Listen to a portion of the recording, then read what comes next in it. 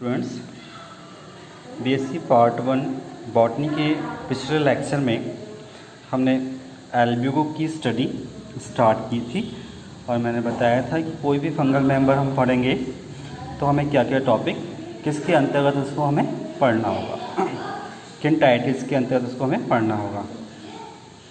तो systematic position, occurrence, Thales structure and asexual reproduction हम लोगों ने पढ़ा। एसेक्सुअल रिप्रोडक्शन में उसके जो एसेक्सुअल सिम्टम्स थे वो, और किस प्रकार से सेक्सुअल रिप्रोडक्शन कोनिडिया द्वारा होता है, कैसे कोनिडिया जर्मिनेट करता है, ये पढ़ा। आज के इसके बाद हम बात करते हैं इसके सेक्सुअल रिप्रोडक्शन की,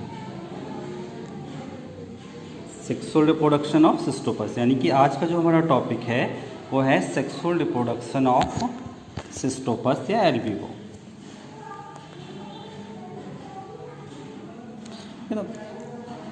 एल्ब्यूगो स्पीशीज में जो सेक्सुअल रिप्रोडक्शन होता है वो oogamous टाइप का होता है और यह क्रिया गैमेटेंजियल कॉन्टैक्ट द्वारा ही कंप्लीट होती है।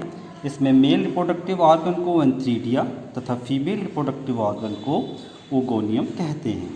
इसकी जो अधिकांश जातियाँ होती हैं वो हेटेरोथैलिक होती हैं। हेटेरोथैलिक से हमारा मतलब होता है कि जो मेल और फीमेल ऑर्गन बनते हैं वो अलग अलग थैलस पर बनते हैं।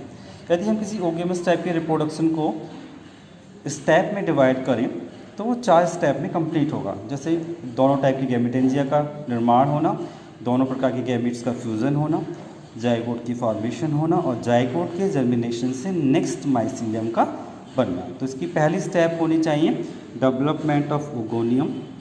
ओगोनियम के अंदर एग का निर्माण होता है। दूसरी स्टेप होनी चाहिए डेवलपमेंट ऑफ एंथ्रीडियम, जिसके अंदर एंथीरोजॉइड मेल गैमेट्स का निर्माण होता है। और तीसरी स्टेप में दोनों एग और एंथीरोजॉइड मिलकर यानी कि फर्टिलाइजेशन का प्रोसेस कंप्लीट कर जाइगोट का निर्माण करते हैं और इसी जाइगोट के निर्माण से नया माइसीलियम बनता है। अब पहली स्टेप की हम बात करते हैं। पहली स्टेप पढ़ेंगे डेवलपमेंट ऑफ ओगोनियम। तो ओगोनियम के निर्माण के समय माइसीलियम की किसी भी ब्रांच का जो एपेक्स है साइटोप्लाज्म और न्यूक्लिया इकट्ठा करने के कारण फूलकर गोल हो जाता है और यह भाग एक ट्रांसफर सेप्टम द्वारा थैलस से अलग हो जाता है, यानी कि जो इसका जो कॉन्टैक्ट है वो मेन थैलस से कट ऑफ हो जाता है। क्यों? क्योंकि जो इसका जो ज़्यादा प्लाज्म इकट्ठा हो गया है, न्यूक्लिया इकट्ठे हो गए हैं, उसका कभी इन्वर्स फ्लो ना हो तो मेन थैलस से इसका जो कट ऑफ होता है एक ट्रांसफर सेप्टम द्वारा हो जाता है। इसके बाद जो यंग ओगोनियम के डिप्लॉयड न्यूक्लियस में मियोसिस डिवीजन होती है। थैलस डिप्लॉयड होता है, इसके न्यूक्लियस भी डिप्लॉयड होते हैं और गैमेट्स बनने के लिए हैप्लॉयड न्यूक्लियाई की आवश्यकता होती है। तो इसके लिए क्या होगा, इसके न्यूक्लियस में मियोसिस डिवीजन होता है जिससे अनेक हैप्लॉयड न्यूक्लियाई बन जाते हैं। उसके बाद ओगोनियम का जो प्रोटोप्लाज्म होता है वो 2 भागों में विभाजित हो जाता है। बाहर वाले मल्टी न्यूक्लिएट वैक्यूलिक प्लाज्म को पेरीप्लाज्म कहा जाता है तथा सेंटर वाले मल्टी न्यूक्लिएट डेंस प्लाज्म को यानी कि गाढ़ा प्लाज्म को ओप्लाज्म कहा जाता है। एल्ब्यूगो की सभी स्पीशीज को मतलब फंक्शनल एग में न्यूक्लियाई की संख्या के आधार पर 2 भागों में डिवाइड किया जाता है। एक तो जिसको नाम दिया गया है फर्स्ट ग्रुप। इस ग्रुप में जो फंक्शनल एग होगा वो यूनिन्यूक्लिएट होगा। ऐसे एग को हम सिंपल एग भी कह सकते हैं। एल्ब्यूगो कैंडिडा इसका एग्जाम्पल है। सेकेंड ग्रुप है, इस ग्रुप की जातियों में फंक्शनल एग मल्टी न्यूक्लिएट होता है, इसे हम कंपाउंड एग भी बोलते हैं। उसका एग्जाम्पल एल्ब्यूगो ब्लेटी है। इस प्रकार हमने पढ़ा कि सबसे पहला गैमेटेंजियम ओगोनियम का निर्माण माइसीलियम से हो जाता है। इसके बाद सेकंड हेडिंग के अंतर्गत पढ़ेंगे डेवलपमेंट ऑफ एंथ्रीडियम। एंथ्रीडियम क्या है? मेल गैमेटेंजियम है। ओगोनियम के डेवलपमेंट की कुछ समय बाद या करीब करीब उसके साथ ही साथ ओगोनियम के पास स्थित किसी माइसीलियम की हाइफी से एंथ्रीडियल ब्रांच बनती है।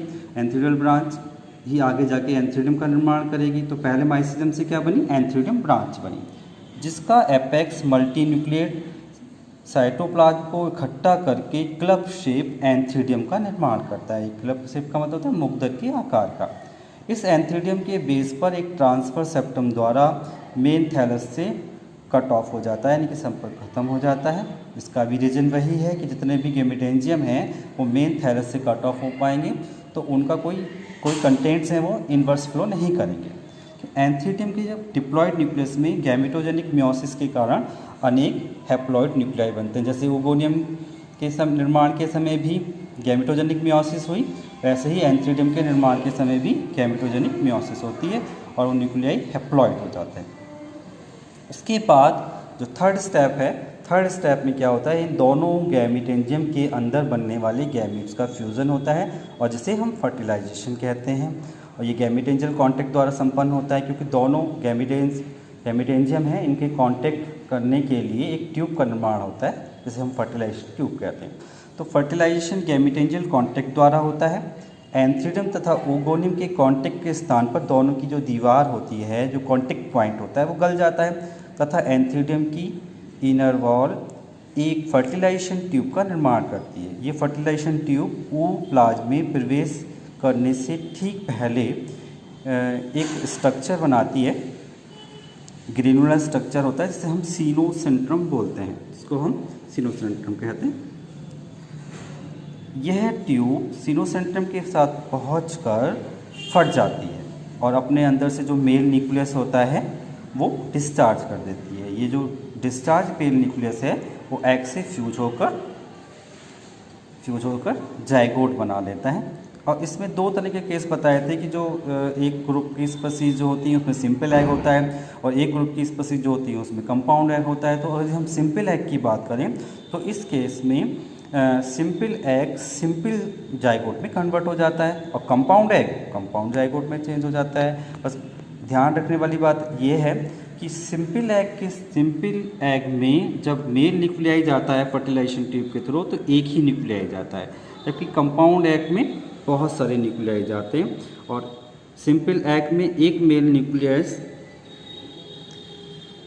एग न्यूक्लियस से फ्यूज होकर सिंपल जाइगोट में या oospore में कन्वर्ट होता है, जबकि कंपाउंड oospore में एक से अधिक न्यूक्लियाई, जितने मेल न्यूक्लियाई होते हैं उतने ही फीमेल न्यूक्लियाई होते हैं, इनका आपस में फ्यूज़न होता है और वो एक कंपाउंड एग में कन्वर्ट हो जाते हैं। तो फर्स्ट और सेकंड ग्रुप में यदि फर्स्ट जितने न्यूक्लियाई की आवश्यकता होती है उतने ही न्यूक्लियाई डिस्चार्ज होते हैं। जाइगोट का इस प्रकार जाइगोट का फॉर्मेशन हुआ और जाइगोट के फॉर्मेशन के बाद नेक्स्ट प्रोजेनी देने के लिए जाइगोट का जर्मिनेशन होना आवश्यक है। फिर जाइगोट का जर्मिनेशन होता है। फर्टिलाइज्ड एग अपने चारों ओर एक थिक वॉल का निर्माण करता है जिसे हम एग्जाइन कहते हैं। एग्जाइन रेगुलर होती है, जबकि इनर वॉल जो होती है थिन और स्मूथ होती है, इसे इंटाइन कहते हैं। अनुकूल परिस्थिति आने पर oospore जल अवशोषित करके फूलता है और इसके न्यूक्लियाई माइटोसिस डिवीजन द्वारा अनेक डिप्लॉयड न्यूक्लियाई बनाते हैं।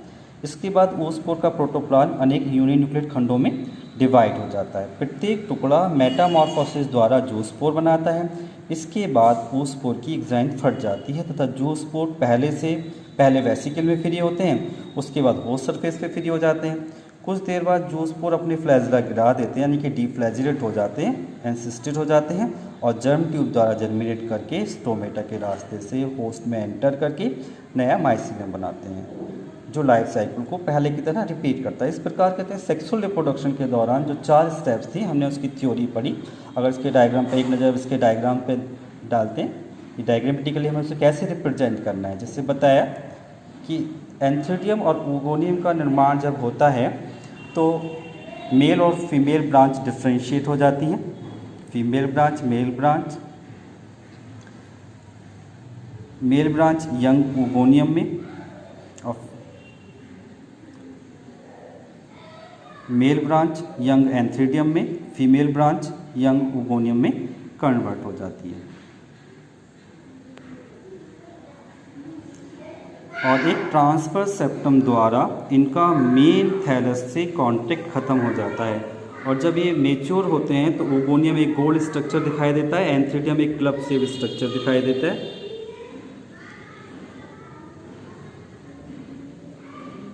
ओगोनियम यूनिन्यूक्लियेट भी हो सकता है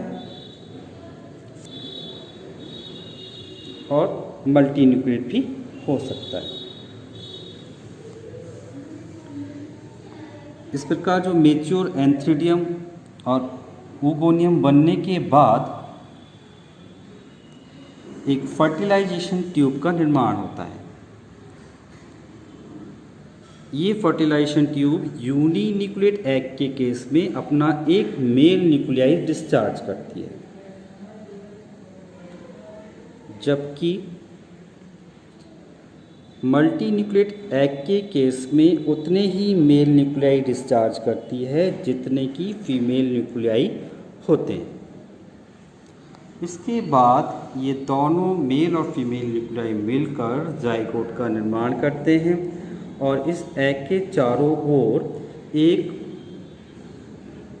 मोटी वॉल बन जाती है, सिक्साइन कहते हैं, जो थिक व ऑर्नामेंटेशन जिसमें होता है। एक इनर वॉल होती है, वो थिन व इलास्टिक होती है, जिसे हम इंटाइन बोलते हैं।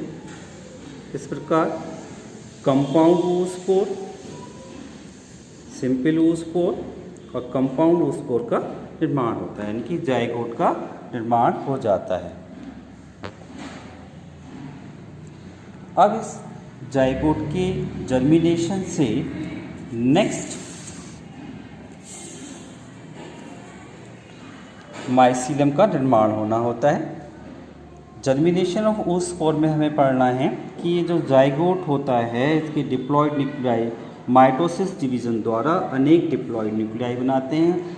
प्रत्येक डिप्लॉयड न्यूक्लियाई और थोड़ा सा प्रोटोप्लाज्म मिलकर यूनिन्यूक्लिएट सेगमेंट में डिवाइड हो जाते हैं और ये यूनिन्यूक्लिएट सेगमेंट मेटामॉर्फोसिस द्वारा एक जूस्पोर का निर्माण करते हैं। ये जूस्पोर पहले वेसिकल में मुक्त होते हैं, उसके बाद वेसिकल के गलने के बाद ये जो होस्ट सरफेस होता है उस पर मुक्त हो जाते हैं। प्रत्येक जूस्पोर को यदि हम देखें तो प्रत्येक जूस्पोर रेनिफॉर्म स्ट्रक्चर होता है, हेट्रोकनोट होता है, उसका एक फ्लैजिला हेयरी यानी कि टेंसल होता है, एक स्मूथ होता है, लेटरली बाइफ्लैजिलेट होता है। कुछ टाइम बाद ये अपने फ्लैजिला गिराकर डीफ्लैजिलेट हो जाता है। डीफ्लैजिलेट जूस्पोर या एंसिस्टिक जूस्पोर बोलते हैं। ये जूस्पोर जर्मिनेशन के दौरान इसकी इंटाइन जो होती है वो जर्म ट्यूब के रूप में बाहर निकलती है और ये जर्म ट्यूब होस्ट स्टोमेटा के अंदर एंटर करती है, मल्टीप्लाई करती है, ब्रांचिंग करती है, ग्रोथ करती है और नया माइसीलियम बनाती है। इस प्रकार oospore का जर्मिनेशन कंप्लीट होता है।